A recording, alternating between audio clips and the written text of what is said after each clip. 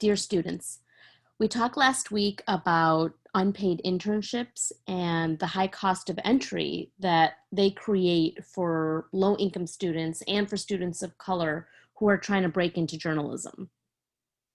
It's important to understand that and to try to eradicate those barriers, but I also want you to shoot for the stars like I did and not to feel completely discouraged or defeated by the real difficulties that are out there.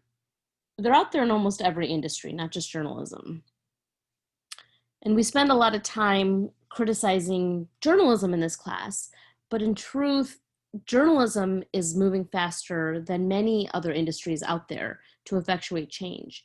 And that's because of the reporters that are at the heart of every paper and the reporters that are committed to serving the public in a complete, full, and accurate way.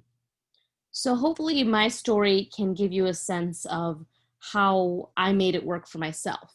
Anyway, it doesn't work for everyone, but this is just, a little insight into what I did.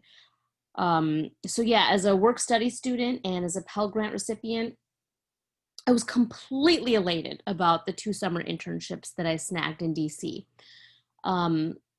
My first summer, I had a paid internship, but the money was not enough to cover rent and food and taking the metro to work and back home. So I found another U Chicago student in a similar position. She was on a very tight budget, also interning in DC. So we decided to look for housing together. On our first night, we slept at the airport. We spent the next day dragging our heavy luggage around, luggage that's basically we packed for all summer, right? So we're dragging our luggage around looking for places.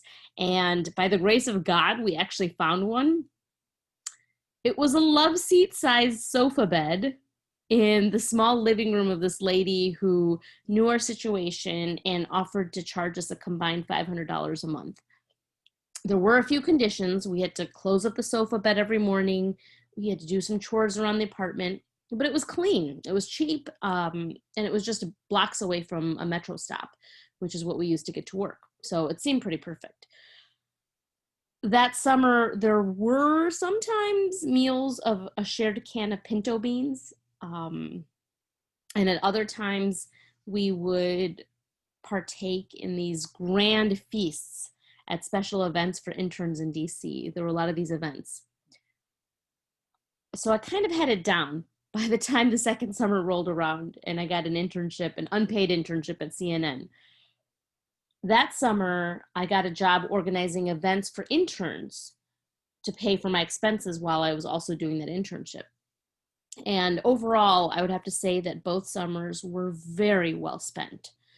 I learned a lot about journalism and about myself. I made invaluable friends and connections. I checked out free museums and concerts. I also knew that it could only go up from there, and it did. There is no doubt in my mind that those internships helped me get my next few internships in Chicago and helped me get into Stanford for graduate school, which led to a 1-year fellowship and my first full-time journalism job. So that's my story. Not for everyone, but it's basically what I did.